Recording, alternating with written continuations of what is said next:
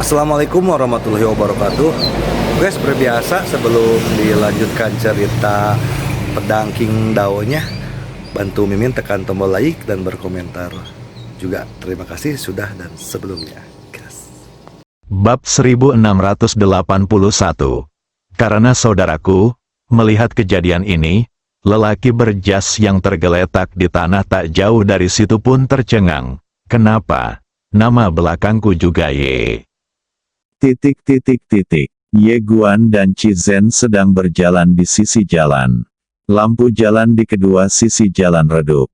Sekarang musim gugur, dan tanah ditutupi dengan daun-daun kering dan kuning. Angin bertiup, dan udaranya agak dingin. Chi Zhen tiba-tiba berkata, "Aku sudah lama menunggumu." Ye Guan berkata, "Maafkan aku." Chi Zhen menggunakan tangan kanannya untuk merapikan rambut putih di samping telinganya yang berantakan karena angin musim gugur. Dia menoleh dan menatap Ye Guan, "Apa hubungan kita sebelumnya?" Ye Guan ragu sejenak, lalu berkata, "Teman." Chi Zhen hanya menatap Ye Guan, "Teman?" Ye Guan mengangguk, "Ya teman." Chi Zhen mengangguk, sepertinya teman tidak bisa berpegangan tangan. Sambil berkata demikian, dia melepaskan tangan Ye Guan. Ye Guan memegang tangannya lagi, pacar dan kekasih. Chi Zhen mengulurkan tangan dan mencubit daun yang jatuh, lalu bertanya dengan acuh tak acuh, "Hanya pacar?" Ye Guan berkata, "Ya." Daun-daun di tangan Chi Zhen hancur dan berubah menjadi abu. Dia menoleh untuk melihat Ye Guan dan berkata dengan serius, "Tapi menurutku kamu adalah saudara." Ye Guanxin menggigil tak dapat dijelaskan. Dia memegang tangan Chi Zhen erat-erat dan berkata dengan lembut, "Tentu saja, kita adalah saudara." Chi Zhen tersenyum, senyuman yang benar-benar membuat dunia pucat jika dibandingkan. Melihat wanita cantik jelita di depannya, Ye Guan sama sekali tidak merasakan cinta, hanya sakit hati. Chi Zhen berkata lagi, "Di luar sana sulit, kan?" Ye Guan menggelengkan kepalanya, "Tidak pahit. Kakekku sangat kuat, ayahku sangat kuat, bibiku sangat kuat. Akulah orang dengan latar belakang terhebat dalam sejarah. Di luar sana, akulah yang menindas orang lain, dan tidak ada yang bisa menindasku." Chi Zhen berhenti dan menoleh untuk menatapnya. Dia tidak mengatakan apa-apa, tetapi hanya mengulurkan tangan dan membelai pipinya dengan lembut. Ada rasa kasihan dan sakit hati di matanya. Ye Guan meraih tangannya dan berkata sambil tersenyum, "Saudari Zhen, aku sedikit lapar." Chi Zhen berkata, "Ayo pulang." Sambil berbicara, dia menarik Ye Guan menjauh. Di bawah cahaya redup, kedua sosok itu semakin menjauh. Setelah kembali ke rumah Chi Zhen berjalan ke dapur, menyalakan kompor gas, menaruh panci berisi air, lalu mengambil 2 buah tomat dari lemari es dan menaruhnya di dalam panci. Kemudian, ia mengambil segenggam bawang bombay yang sudah dicuci dan mulai memotongnya. Dan Ye Guan mengawasinya dari belakang. Setelah beberapa saat, air dalam panci mendidih. Chi Zhen mematikan api dan mengambil 2 buah tomat dengan sendok. Dia mengupas kulit tomat dengan hati-hati, menaruhnya di atas talenan, mengambil pisau dapur dan mulai memotong. Setelah beberapa saat, tomat dipotong kecil-kecil. Dia menuangkan air dalam panci, lalu menuangkan sedikit minyak. Setelah menunggu 10 tarikan napas, dia segera menuangkan tomat dan menumisnya. Setelah menggorengnya beberapa saat, dia menuangkan air mendidih. Tepat saat Ye Guan penasaran tentang apa yang akan dia buat, dia mengeluarkan sebungkus mie instan. "Kamu Guan?" Tak lama kemudian, semangkuk mie instan tomat panas dihidangkan kepadanya dengan telur rebus di atasnya. Chi Zhen tersenyum dan berkata, "Makanlah." Ye Guan mengangguk, "Oke." Dia makan dengan sangat cepat. Dia menghabiskan semangkuk mie instan dalam waktu singkat, bahkan tanpa menyisakan kuahnya. Dia benar-benar merasa mie instannya lezat.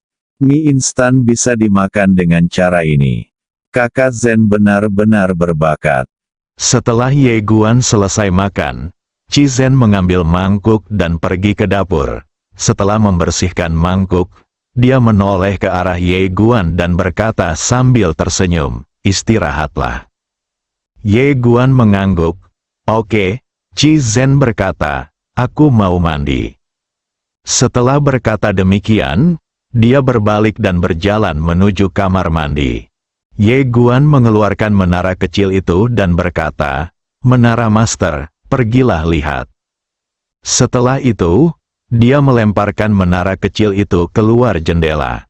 Menara kecil itu bergetar dan berkata, "Aku hanyalah sebuah menara sialan.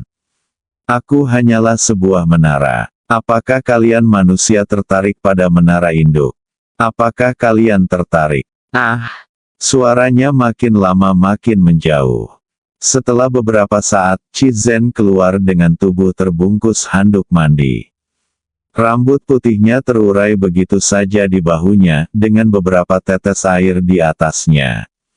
Karena handuk mandinya agak pendek, sepasang kakinya yang berwarna putih giok terekspos ke udara tanpa hambatan, terutama dadanya, karena hanya ada handuk mandi. Jika Anda perhatikan dengan saksama, Anda dapat melihat. Ye Guan hanya merasa sedikit panas, dan menyadari perubahan di tubuhnya. Dia tidak bisa menahan diri untuk berkata dalam hatinya, "Garis keturunan iblis gila, tenanglah." Garis keturunan iblis gila. Chi Zhen menyeka rambutnya dengan sapu tangan. Dia melirik Ye Guan dan tersenyum. "Cepat cuci." Mencuci, Ye Guan mengangguk tanpa sadar dan berjalan ke kamar mandi. Mungkin karena garis keturunannya yang gila, hanya kamar mandi saja sudah membuatnya punya pikiran-pikiran gila. Dia biasanya mandi dengan sangat cepat, butuh waktu 3 detik untuk melepas pakaiannya dan 3 detik untuk membersihkan diri. Selesai. Ye Guan keluar dengan tubuh terbungkus handuk mandi. Chi Zhen sudah berbaring di tempat tidur. Dia melihat handuk mandi yang membungkusnya ada di kursi di dekatnya, yang berarti handuk itu ada di bawah selimut.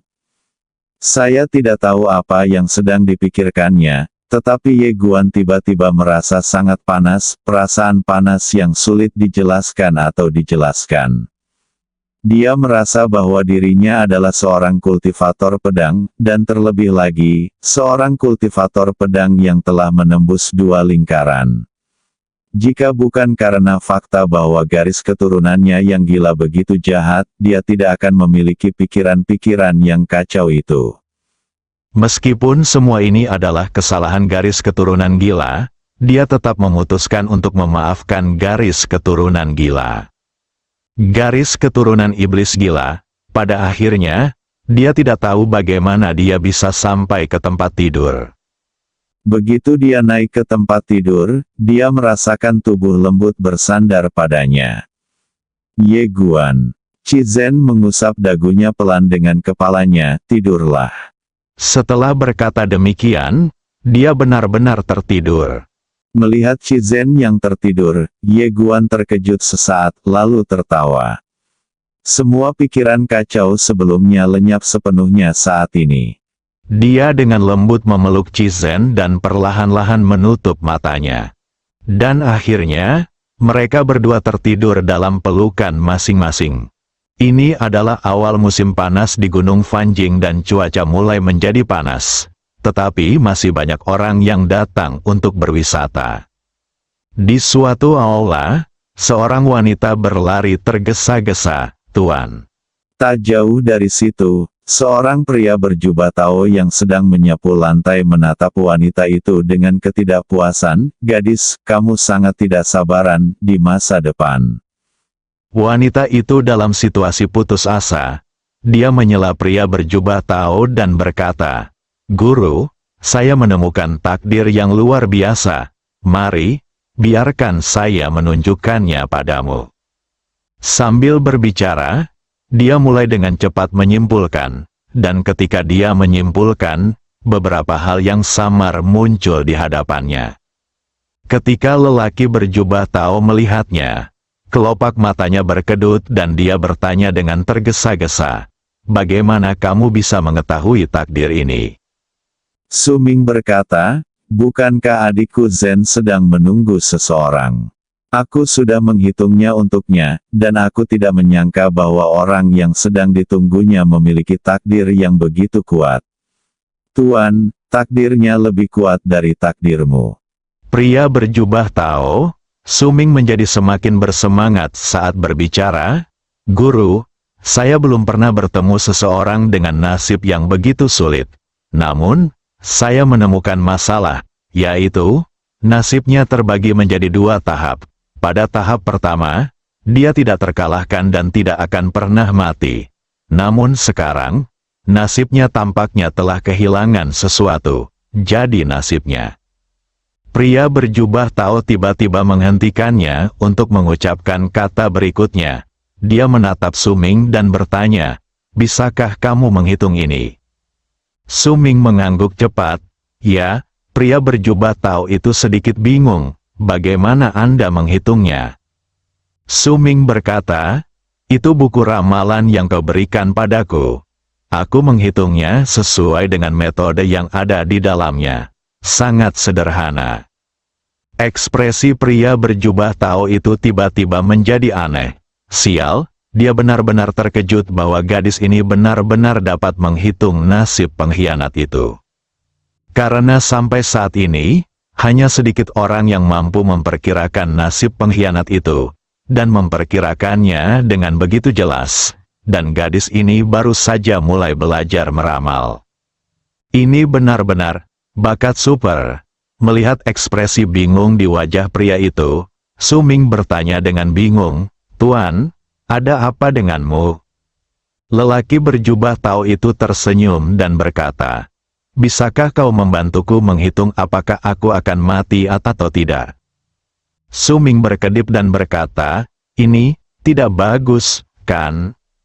Lelaki berjubah Tao itu tersenyum dan berkata, "Tidak apa-apa, hitung saja sendiri." Su Ming hendak menyelesaikan masalah itu, tetapi pria berjubah Tao menghentikannya. Dia menatapnya dengan tatapan bingung. Pria berjubah Tao itu terdiam sejenak, lalu berkata, "Gadis kecil, kamu dan aku tidak ditakdirkan untuk bersama, tetapi karena kamu baik hati dan aku tidak terlalu memikirkannya saat itu, aku menerimamu sebagai muridku. Saat itu, aku hanya ingin kamu dapat melindungi dirimu sendiri di galaksi ini dan memiliki kehidupan yang lebih baik, tetapi sekarang, bagaimanapun, kamu harus mengingat apa yang akan kukatakan selanjutnya." Su Ming tampak bingung. "Tuan, Anda," pria berjubah Tao itu langsung menyela.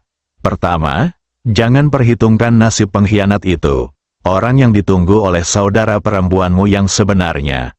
Alasan mengapa kamu bisa selamat kali ini adalah setengahnya karena kamu tidak punya niat buruk dan bertindak dengan baik.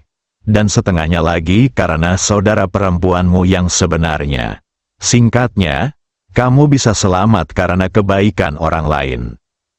Su Ming tercengang. Pria berjubah Tao itu melanjutkan, "Tentu saja, guru tahu bahwa Anda masih baru dalam bisnis ini dan banyak hal yang tidak Anda ketahui. Sekarang, saya akan memberi Anda pelajaran pertama. Ingat, Anda harus menghormati nasib dan karma setiap orang, karena semakin banyak Anda menghitung, semakin banyak karma yang akan Anda tanggung. Dan, jangan pernah menghitung nasib Anda sendiri. Jangan pernah." Su Ming menatap laki-laki berjubah Tao itu dengan bingung, "Mengapa?" Pria berjubah Tao itu berkata dengan suara yang dalam, "Peramal yang meramal nasibnya sendiri akan jatuh ke dalam siklus sebab akibat yang tidak pernah berakhir. Anda akan perlahan-lahan memahami hal ini di masa mendatang." Selain itu, jangan mudah mencampuri sebab akibat orang lain, karena seringkali, ketika Anda tidak cukup kuat, jika Anda mencampuri sebab akibat orang lain, Anda harus menanggung akibat sebab akibat orang lain. Singkatnya, rahasia surga tidak boleh mudah dibocorkan, atau dengan kata lain, membocorkannya kepada mereka yang pantas dibocorkan, dan mereka yang tidak pantas dibocorkan, biarkan mereka berjuang sendiri. Apakah Anda mengerti? Meskipun Suming tidak begitu mengerti, dia mengangguk, karena dia tahu bahwa Tuan di depannya melakukan ini demi kebaikannya sendiri. Pria berjubah Tao itu mengangguk. Buku, Dadao Mingsu, yang kuberikan padamu tidak hanya berisi metode meramal, tetapi juga beberapa teknik Tao. Kau harus lebih sering berlatih. Jika seorang peramal hanya bisa meramal tetapi tidak bisa bertarung, dia tidak punya masa depan. Kau mengerti? Suming mengangguk. Ya, pria berjubah Tao itu tersenyum dan berkata, kamu telah menyelesaikan masa magangmu. Silakan. Suming ragu sejenak, lalu berkata, Guru, apakah kita akan bertemu lagi? Pria berjubah Tao itu tersenyum dan berkata, aku tidak akan memaksamu. Setelah terdiam cukup lama, dia tiba-tiba berlutut, bersujud 3 kali dengan penuh hormat kepada lelaki berjubah Tao, lalu berdiri dan pergi. Lelaki berjubah Tao itu menatap Suming yang hendak pergi dan berkata, Nona, guru tidak tahu apakah ini hal baik atau buruk bagimu. Tetapi selama kamu dapat menjaga niat awalmu dan selalu bersikap baik, guru yakin kamu akan mendapat balasan yang setimpal. Tepat pada saat itu, seorang pria berjalan memasuki aula. Orang yang datang itu tidak lain adalah sang penguasa keabadian. Wu Bianzu memegang cerutu dan kendi anggur di tangan kanannya. Ia tersenyum dan berkata, sudah lama sejak terakhir kali kita bertemu. Lelaki berjubah Tao itu menatap Lord Wu Bian dan berkata, apakah kau ingat apa yang aku katakan sebelumnya? Wu Bianzu berkata, selama aku berdiri di sisi yang benar, aku akan mendapatkan akhir yang baik, kan? Pria berjubah Tao itu mengangguk, kamu telah memilih keluarga yang sekarang. Pada titik ini, dia berjalan ke sisi Lord Wu Bian, mengambil kendi anggur dari tangan Lord Wu Bian dan menyesapnya, lalu berkata, aku tidak punya banyak teman, dan kamu salah satunya, jadi, aku akan memberimu kesempatan untuk memilih lagi. Pilih lagi. Wu Bianzu mengisap cerutunya dan tersenyum, kau tahu jawabannya. Sang Master Dao Pen bertanya, apakah kamu memilih keluarga yang karena takdir? Lord Wu Bian menggelengkan kepalanya, karena saudaraku. Bab 1682. Saudari Zen, aku pergi. Setelah mendengar apa yang dikatakan Lord Wu Bian, pemilik Dao Pen mengangguk dan tidak berkata apa-apa lagi. Dia tahu bahwa pihak lain tidak akan berubah pikiran, sama seperti dia tidak akan berubah pikiran. Dewa tanpa batas menatap pemilik pena Dao Agung dan berkata, aku tidak akan membujukmu lagi, karena aku tahu kau tidak akan berubah. Aku datang kepadamu kali ini hanya untuk minum denganmu. Setelah minum, kita akan berteman mulai sekarang, tetapi kau dapat bertarung sesukamu. Sang pemilik pena Avenue mengangguk. Oke, mereka berdua duduk di aula utama dan minum. Anggur itu tentu saja dibawa oleh Tuan Wu Bian. Dia membawa banyak anggur, dan dia hanya ingin mabuk malam ini. Pemilik Dao Pen tidak memiliki kultivasi, dan Lord Wu Bian tidak menggunakan kultivasinya untuk menekan rasa mabuknya, jadi mereka berdua mabuk dalam sekejap. Lord Wu Bian tiba-tiba mulai mengumpat, dasar bodoh, ada apa dengan Ye Guan? Dia masih sangat muda, dan sudah cukup baik baginya untuk melakukan ini. Kenapa kau selalu mengincarnya? Tanyakan pada dirimu sendiri, apakah kau bisa mengalahkan kakeknya? Apakah kau bisa mengalahkan pamannya? Apakah kau bisa mengalahkan bibinya? Kau tidak bisa mengalahkannya. Jika kau tidak bisa mengalahkannya, mengapa kau tidak menyerah saja? Keluarga yang tidak perlu membunuhmu. Menghadapi kutukan Lord Wubian, pemilik Dadao Pen hanya tersenyum dan tidak mengatakan apapun. Ketika Tuan Wubian melihatnya tertawa, dia langsung marah dan mulai mengumpat lagi, "Apa yang kau tertawakan, saudaraku? Kau tidak bisa mengalahkan Sukun Tianming. Jika wanita itu bergerak, tidak peduli apapun ide dan rencanamu, kau akan mati." Pemilik Dadao Pen masih tidak mengatakan apa-apa, tetapi hanya mengambil sebotol anggur dan mulai minum. Tuan Wubian tiba-tiba maju dan meninju hidungnya, menyebabkan pemilik Dao Pen terjatuh ke tanah dan berdarah. "Persetan," pemilik Pena Avenue berkata dengan marah, "kamu benar-benar gila." Wubianzu mencengkeram kerah bajunya dan berkata dengan serius, "Katakan yang sebenarnya, kamu melakukan semua ini hanya untuk berdiri di pihak keluarga yang ada pembalikan besar, kan?" Pemilik Pena Dadao menggelengkan kepalanya. Sang penguasa tanpa batas memukul wajahnya lagi dengan palunya. Wah, pemilik Pena Dadao langsung mimisan. "Apa-apaan?" Pemilik Dao Pen juga meninju Master tanpa batas dan berteriak, "Kenapa kamu mabuk?" Tak lama kemudian, keduanya saling memukul dengan palu. Akibatnya, wajah mereka berdua penuh memar dan bengkak. Setelah sekian lama, mereka berdua tergeletak di tanah. Tak seorang pun berbicara. Setelah waktu yang lama, Tuan Wubian pun duduk dan berkata, "Pergilah cuci kakimu." Pemilik Pena Dadao berkata dengan sedih, "Tidak ada uang." Tuan Wubian berkata, "Kamu boleh berutang padaku, tapi kamu bisa membayarnya nanti. Setelah, pemilik Pena Dadao melirik Tuan Wubian dan tidak berkata apa-apa.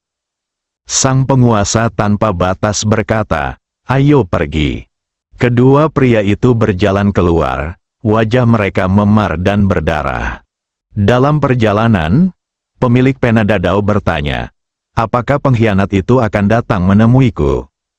Sang penguasa tanpa batas bertanya, "Apakah kau takut dia akan membunuhmu?"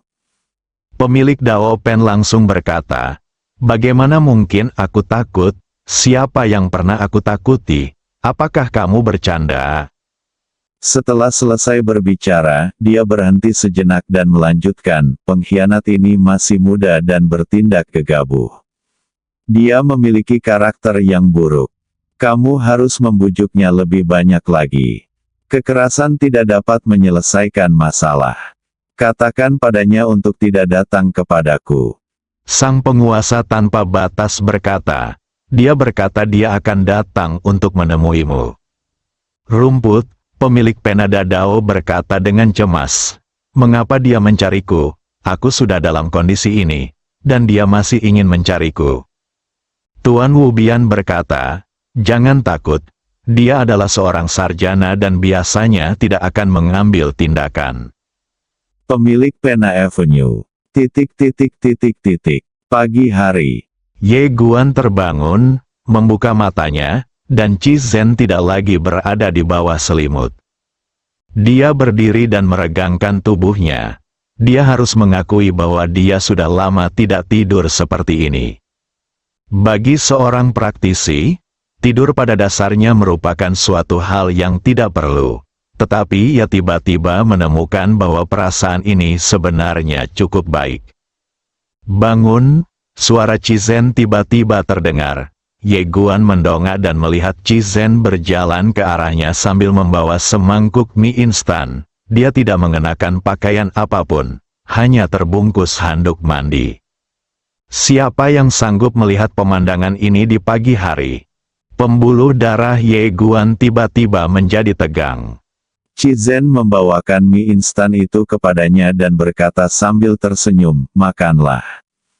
Ye Guan mengambil mie, melirik keluar, dan berkata sambil tersenyum, "Aku tidur lama sekali, matahari bersinar."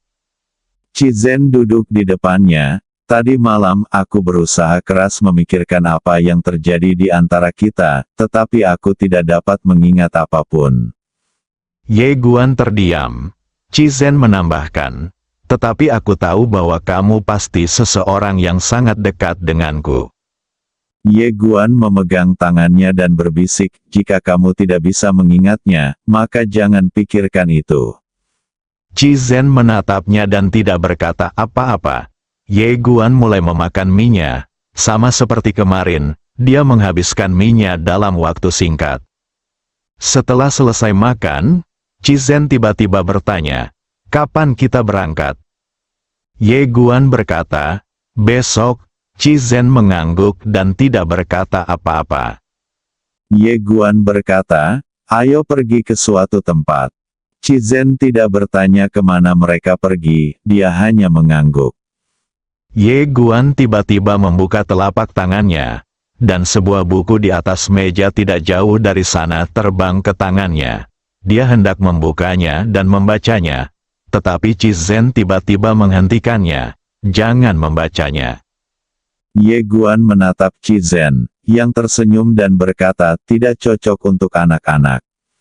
Ye Guan berkata, kalau begitu aku sangat menyukainya. Sambil berkata demikian, ia membuka buku itu dan melihatnya. Ketika membukanya, ia berseru, wow, tidak hanya isinya yang luar biasa, tetapi juga ada ilustrasinya. Gambar-gambarnya sama persis dengan yang diambil. Begitu nyata sehingga sulit untuk menahan diri. Ye Guan menatap Qi Zhen. Qi Zhen tersenyum sangat alami, tanpa rasa malu sedikitpun. Ye Guan berkata dengan serius, lukisan itu benar-benar bagus. Qi Zhen tersenyum dan tidak berkata apa-apa. Ye Guan menutup buku itu dan membalik halaman terakhir. Aku belum menyelesaikannya. Qi Zhen mengangguk. Masih ada satu akhir yang tersisa. Ye Guan mengangguk, melirik keluar, dan berkata sambil tersenyum, aku tidak tahan lagi di tempat tidur. Sambil berkata demikian, dia menatap Qi Zhen. Kakak Zhen, aku akan berpakaian dulu, apa kau mau minggir sebentar? Qi Zhen mengambil pakaiannya dan berkata, aku akan membantumu memakainya. Ye menatapnya tanpa berkata apa-apa. Qi Zhen mengangkatnya dan mulai mendandaninya. Ia melakukannya dengan sangat serius dan wajar, seperti layaknya seorang istri mendandani suaminya. Tidak lama kemudian, Ye Guan mengenakan pakaiannya, rambut panjangnya terurai di bahunya dan jubah hitam, tampak sangat tampan. Qi Zhen menatapnya dan tersenyum, tampan sekali. Ye Guan tiba-tiba melepaskan handuk mandinya, dan dalam sekejap, tubuh yang megah dan indah itu muncul di hadapannya. Qi Zhen tidak menghentikannya, hanya menatapnya. Ye Guan tersenyum dan berkata, aku akan membantumu memakainya juga, itu adil. Tentu saja dia berpakaian sangat serius, tidak alamiah, tetapi sangat hati-hati, dan sedikit perlahan. Tak lama kemudian, Ye Guan mengenakan gaun seputih salju padanya. Ia membungkuk dan mencium bibir Qi Zhen dengan lembut, lalu tersenyum dan berkata, indah sekali. Qi Zhen tersenyum. 2 jam kemudian, keduanya tiba di tempat yang pernah mereka kunjungi sebelumnya, desa Sijiang Qianhu Miao. Saat mereka tiba, hari sudah sore, hari ini hujan. Jadi tidak panas saat itu dan suhunya pas. Ada cukup banyak orang yang datang ke sini untuk berwisata. Setelah memasuki desa Miao, Anda dapat melihat wanita mengenakan kostum Miao di mana-mana. Kebanyakan dari mereka adalah wanita muda. Pada saat ini, seorang wanita modis tiba-tiba berjalan mendekati Ye Guan dan Qi Zhen. Dia tersenyum dan berkata, maaf, saya seorang fotografer majalah profesional. Bolehkah saya mengambil foto kalian berdua? Ye Guan dan Qi Zhen saling berpandangan, dan Ye Guan tersenyum dan berkata oke. Wanita itu sangat gembira. Dia segera mengeluarkan kameranya, lalu melangkah mundur dan mulai mengambil gambar Ye Guan dan Qi Zhen. Dia mengambil beberapa gambar berturut-turut. Awalnya dia ingin Ye Guan dan Chi Zhen bekerja sama dengannya dan berpose atau semacamnya, tetapi dia tidak berani mengatakannya. Setelah mengambil beberapa foto, wanita itu tersenyum dan berkata, "Terima kasih, sekarang sudah selesai." Ye Guan dan Chi Zhen mengangguk, lalu berjalan pergi. Melihat kedua pria itu pergi, wanita itu berseru, "Mereka benar-benar seperti dewa." Sambil berbicara, dia menunduk menatap kamera.